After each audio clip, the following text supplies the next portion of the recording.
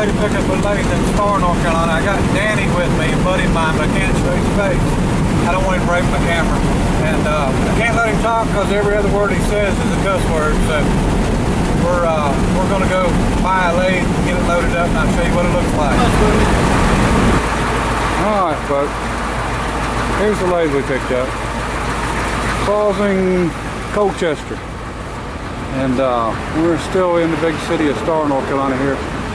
We have one stoplight, so not too big, but you can see it's a 15 by 48. I'm not sure what year it is, but we're going to get it home and play with it a little bit. But I think I got a deal on it. I gave $500 for it.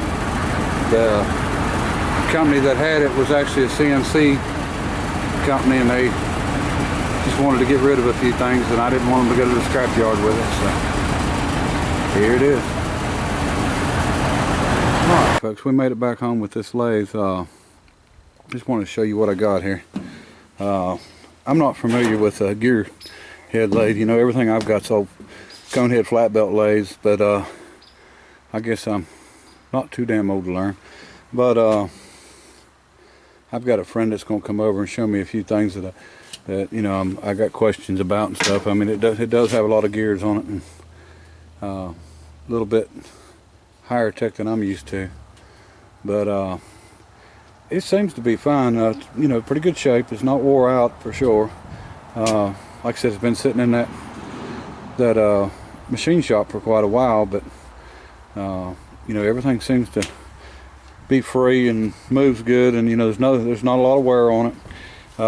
It did come with three extra jaws for the chuck, and outside, instead of reversing them, I think you just change them out. No tool post holder. There's no dead center in there, and looks like it's 4 to a 3 more taper adapter. A few odds and ends, but that was the only thing with it. You know, no real tooling or anything. It's got the 3-jaw chuck, small one,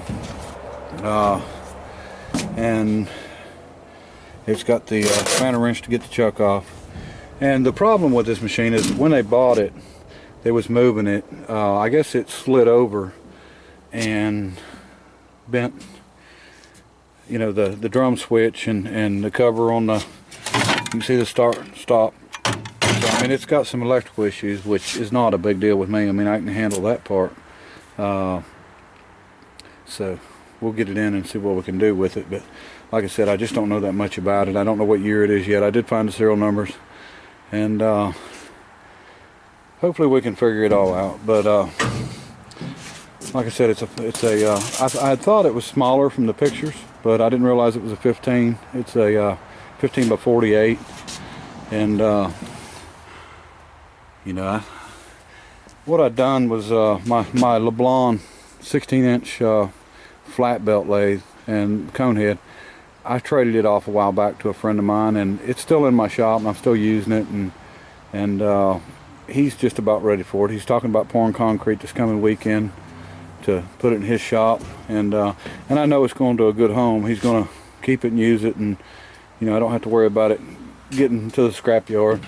So I actually bought this to replace that, and of course I was looking at some old stuff, but a good friend of mine that is a machinist, you know, a good machinist, he suggested not getting another flat belt. He said that it would be better for me to go ahead and update. So I'm going to update to at least, you know, 1950s or 60s or whatever we're working with here. And this one does have a bigger through hole. It looks like it might be 2 inches, maybe 2 1/4, compared to my other one, which is about 1 1/8 inches.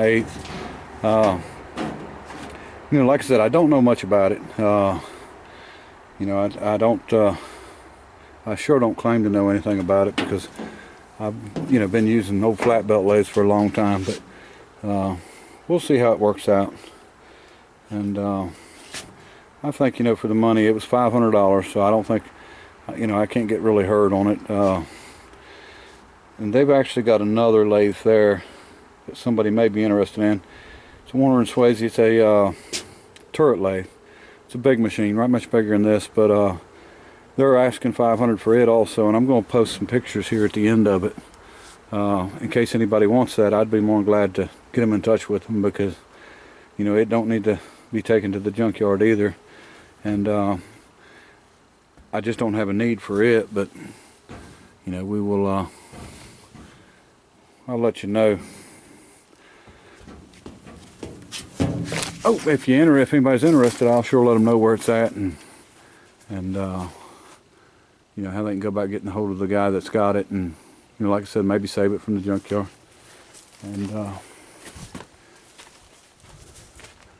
but that's it. I appreciate it.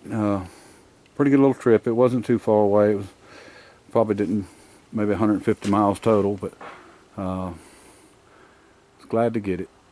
We'll get it moved in and get it hooked up and see if we can't go to work with it. All right, bye.